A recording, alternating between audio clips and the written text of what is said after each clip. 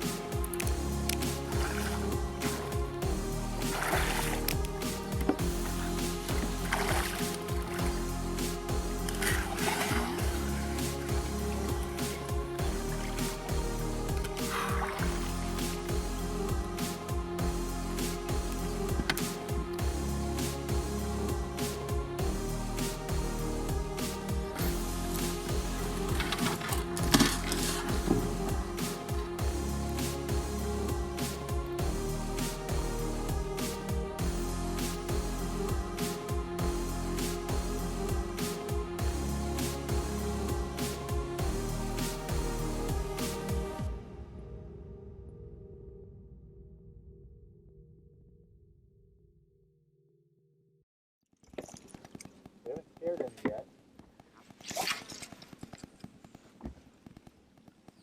Hoping there'd be a trough out there somewhere. Found it at 2:30 now.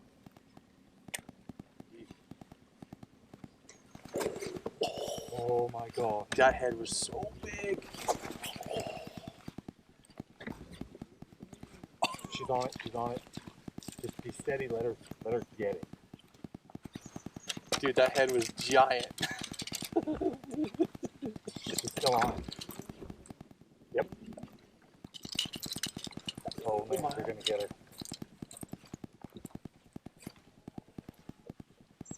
Keep walking. A little soft, like soft and steady. Got her. There it is. Came off. No! Dang it. That striper was so huge.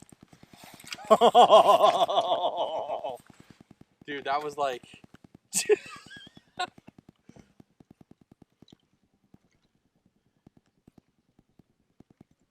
Dude. That's what a 4-footer looks like.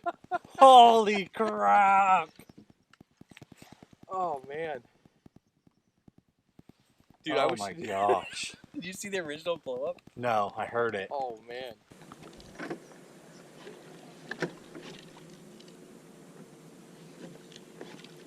They seem to like it a little slower, huh? I feel like they key in on it a little bit better.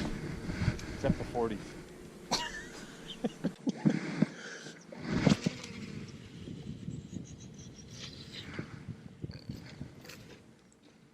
Special.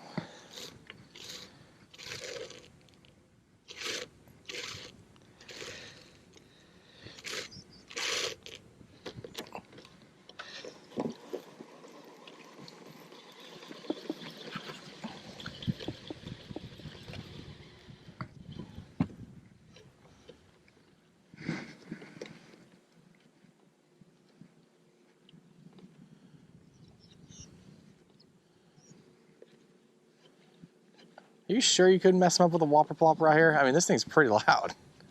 Go for it. I mean, I'm not sure. You got one on you.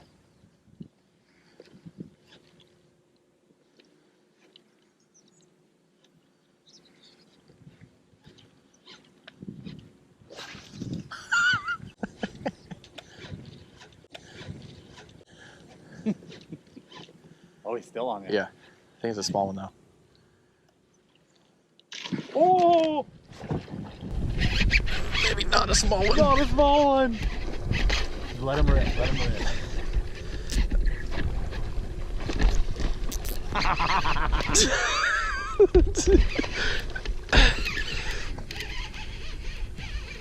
Net.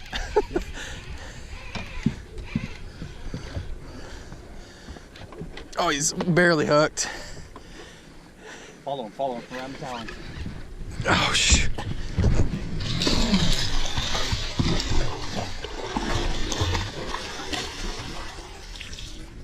Coming up.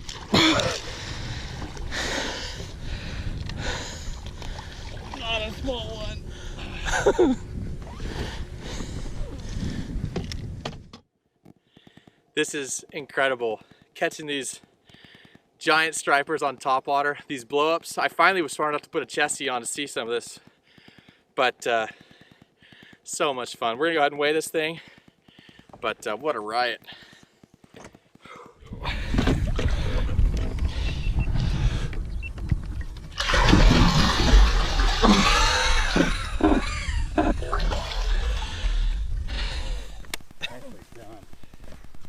Oh, that was fun. Let's get a 40 and watch her break the boat in half.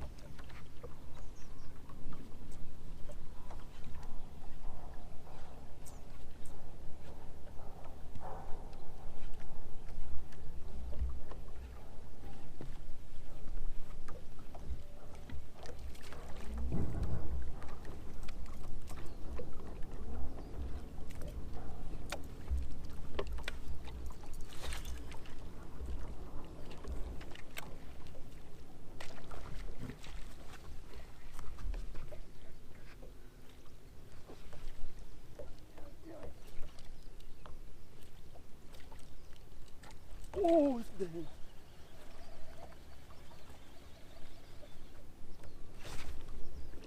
I took a small one off it. Not her.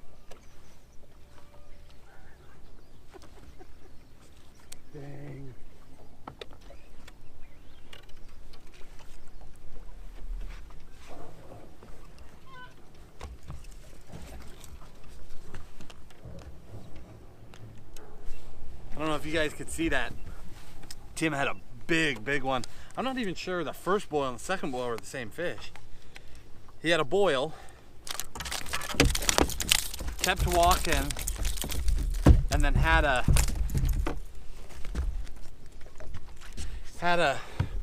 probably 12 to 15 pounder come up on the topwater. I burned that S-waver back in behind it, and that little guy smoked it. Totally poached this fish, but got the wrong one.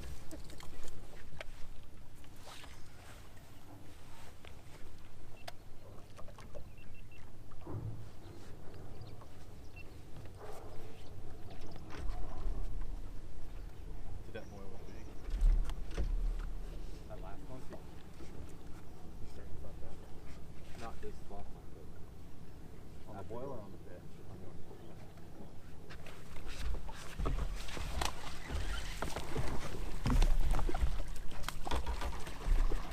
Oh.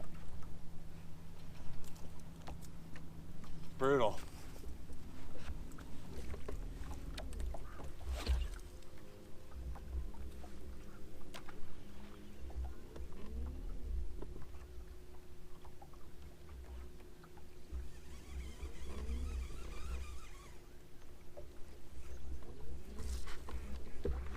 Big one. Oh, buddy. Big one? Yep.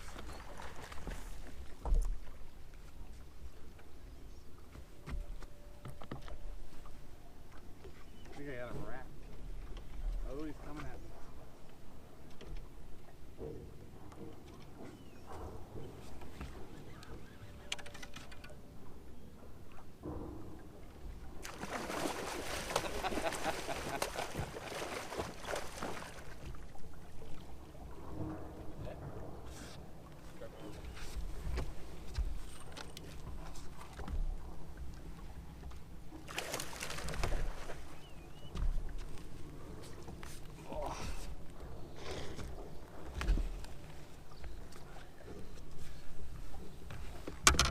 Here.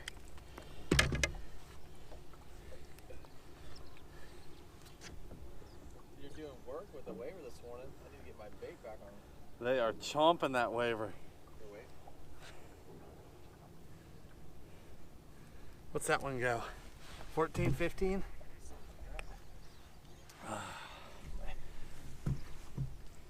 Let's turn her loose.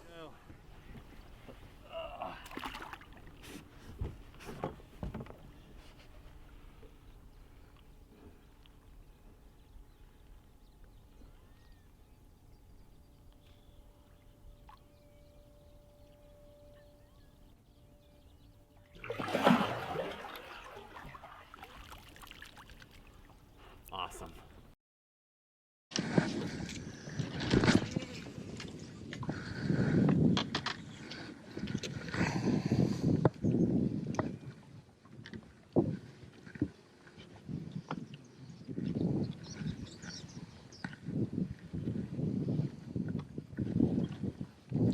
You look for 40 while I'm not even fishing? I don't feel like I was doing too well. Too bad timing.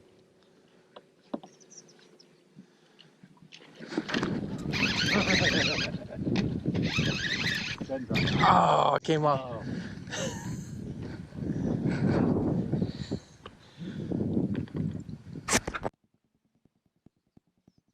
I decided not to mess around after seeing that.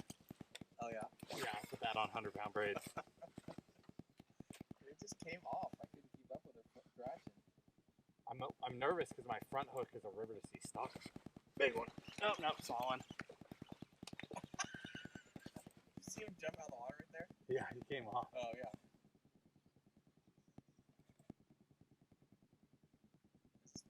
This is fun. This is different. Better one.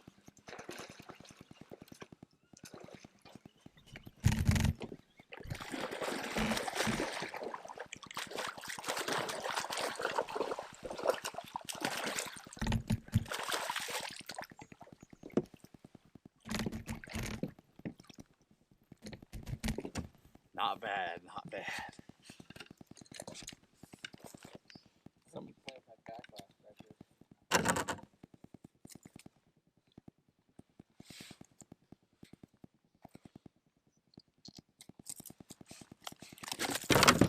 Thank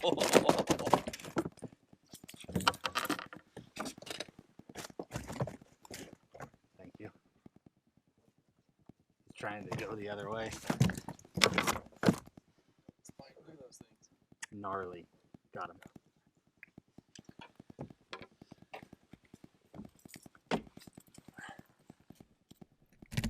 Elbow in.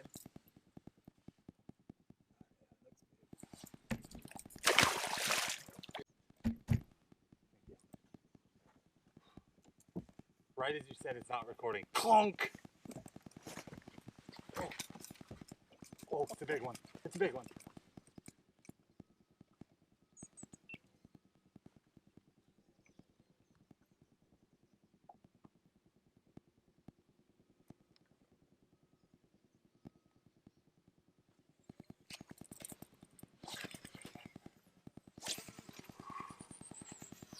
Oh, she's on me. She's on me. As soon as I landed. Oh, bumped it. Oh, it's a big one. Oh, bumped it. Bumped it. Got her. Oh!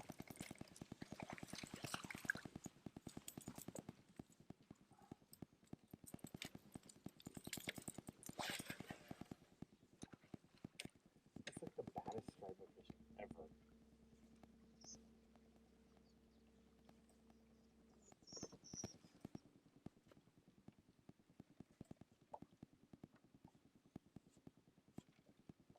Oh. That have a boil on mine? Yes.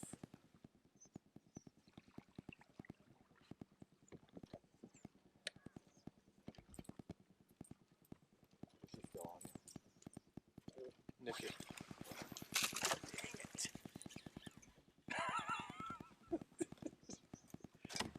Oh. You get it? Yeah, a smaller one.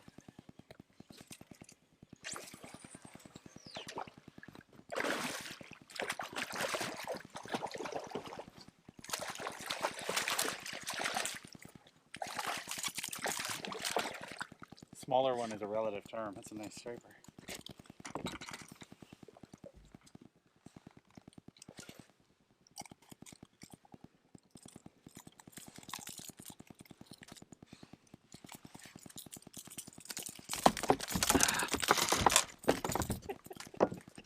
What a cluster.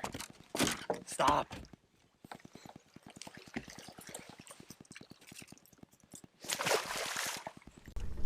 Because why is it drawing?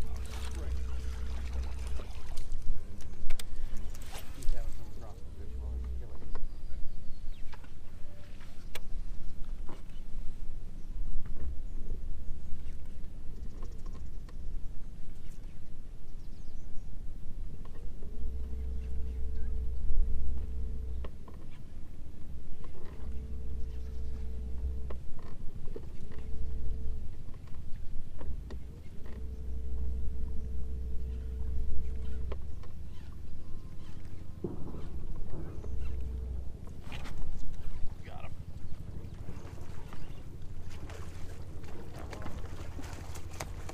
Did you? Come on.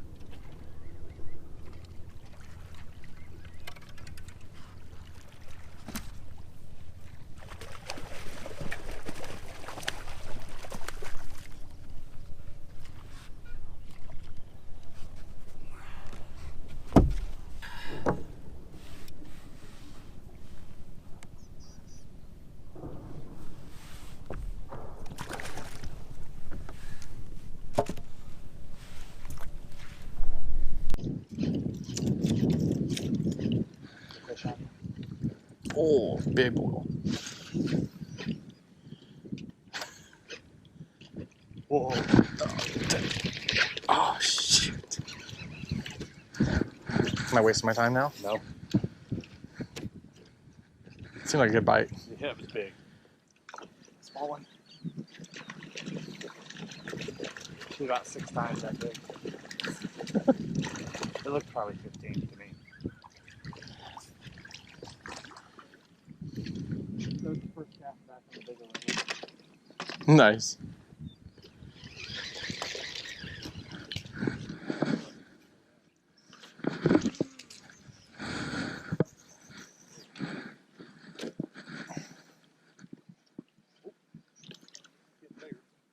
I know. See mine? Got him.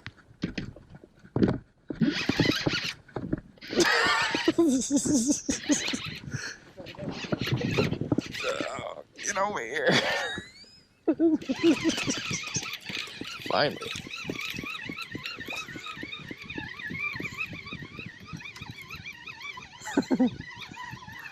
This is easy. It's coming to you. He's not small. It's a big tail. Oh, it's a good fish. Yeah, nice fish. Swing him?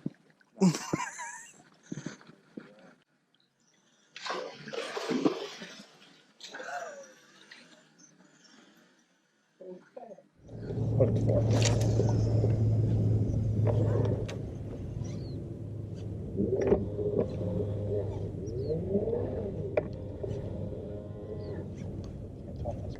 That kind of looked like it, didn't it? It looked different. Yeah, it was different, but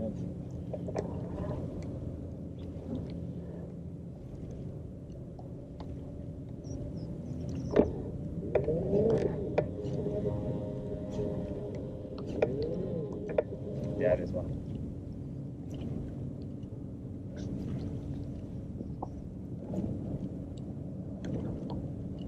She's there.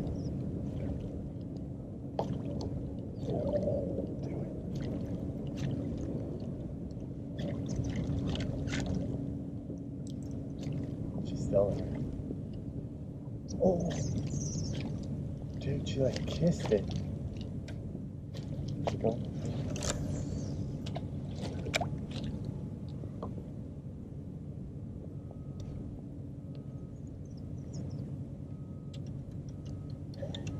Dang it. That was another big one.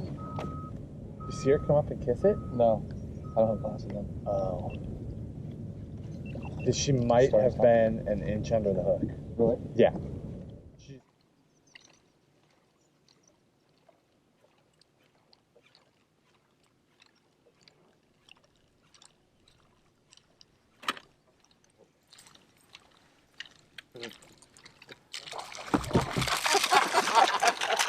That's the bite I've been looking for right there. You got him. That's why you throw the big baits.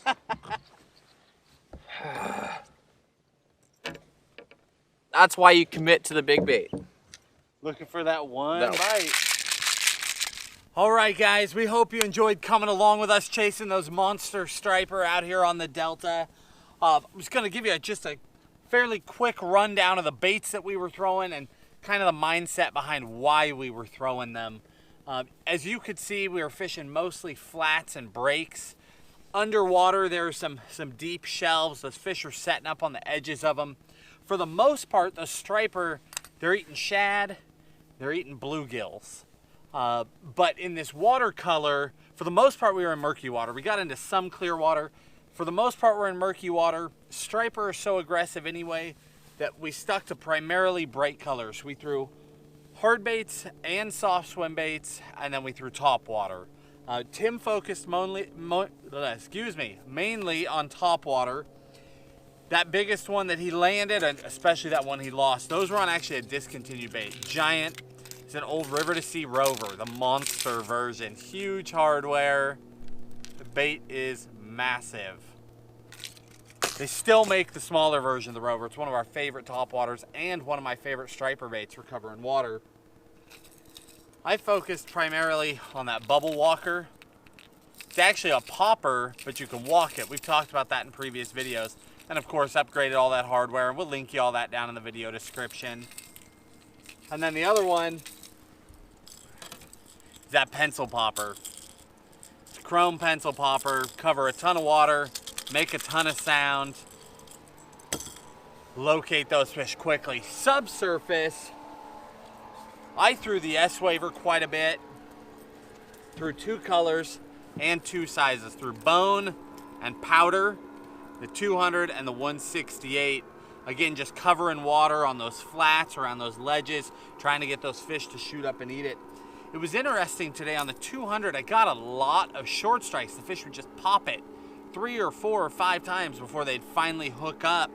It's just something in how they were behaving today. Other days that hasn't been an issue at all.